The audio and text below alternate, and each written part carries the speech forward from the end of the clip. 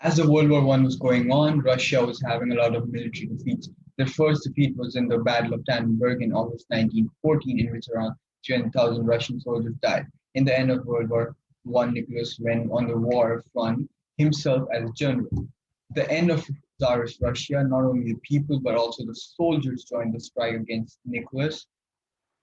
And finally, the 300 years of Romanov rule in Russia came to an end as Nicholas II stepped down. As soon as Germany got to know that, they sent Lenin back to Petrograd so that he can be a trouble for the Russian government.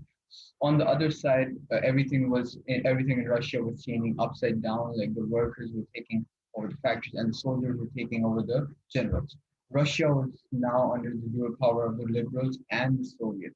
Now, why did Lenin supported communism instead of democracy or any other uh, constitution? This could be answered by going back to the Karl Marx manifesto, where he made two theories. The first one was that the value of economic goods and products should be determined by how much time and effort the workers and farmers put in their work. The people will be controlling the government. The second theory was that there will be a society where the goods are distributed by individuals' need and there will be no means of class division. Lenin thought of using both the theories together, keeping a balance. Vladimir Lenin and his party, the Soviet, believed that communism was the only way to peace and freedom for all the citizens of the countries. Lenin thought that why are people celebrating and happy when Russia is still not out of the World War One and people still have food to eat? So Lenin thought of a new idea with his followers in Soviet, the Bolshevik, that they promised to give the people peace by getting them out of the war, giving them land, and giving them bread to eat.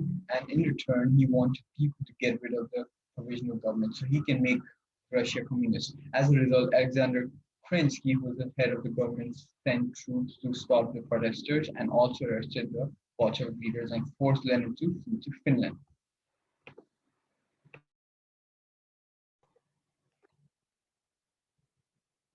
Start of the Russian Revolution under USSR, Kerensky's action might have reduced the violence, but it made people more supportive towards socialism. Kerensky then promoted an army general, General Kornilov. Unfortunately, Kornilov didn't listen to Kerensky and went to Petrograd with his men to throw the Soviets out and take over the city because he wanted full power of Russia. Kerensky knew that the only people who can defeat Kornilov were Trotsky and the Bolshevik leaders. Therefore, he freed them and worked with them to defeat him. As Kornilov was defeated, he was just sent to jail. And another tragedy happened with Kerensky, which was the Bolsheviks turn against him. Now the Bolsheviks had the most power, and the other parties like Menshevik and Social Revolutionaries had few supporters. Kerensky escaped the rule of Bolsheviks, and the provisional government had to quit in the Winter Palace.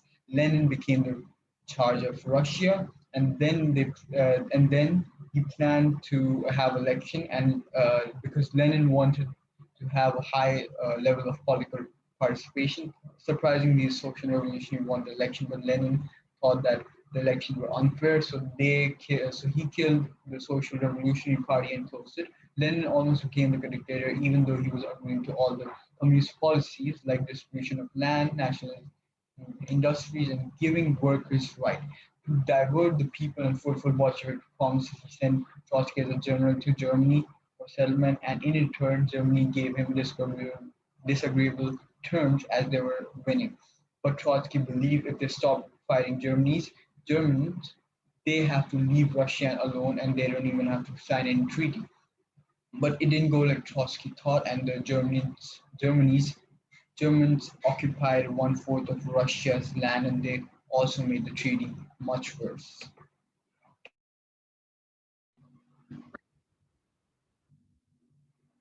Petrograd was too close to the land occupied by the Germans, so Lenin moved the capital to Moscow. Now, not only the Social Revolutionary, but the other countries like Poland, Finland, Ukraine, and the Baltic states were also against them. The two main sides in the war was the White Army, which occupied the underdeveloped areas, and Bolshevik Red Army, which occupied all the industrial areas.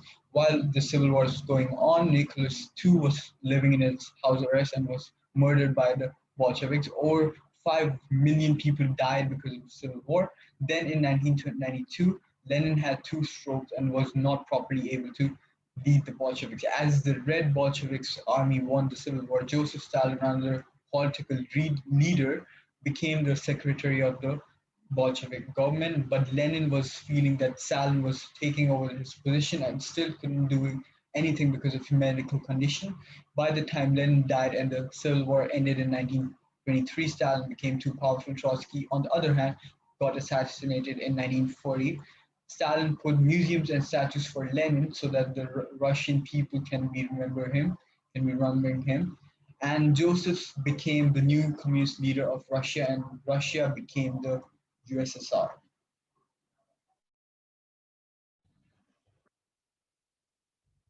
Now, conclusion: as Vladimir Lenin wanted to make Russia communist, he did so, and but he could not rule Russia and be the main power for which he fought for. Communism was supposed to bring Russia peace and freedom, as per Lenin, but because of the Cold War conducted by Stalin, people were afraid, and communism as they became an armed party with atomic and hydrogen bombs, whereas in return, America was fighting them with nuclear weapons.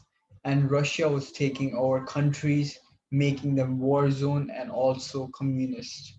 Some examples were the North and South Korean War and the Vietnamese War. And that is why communism is thought of in a negative way nowadays.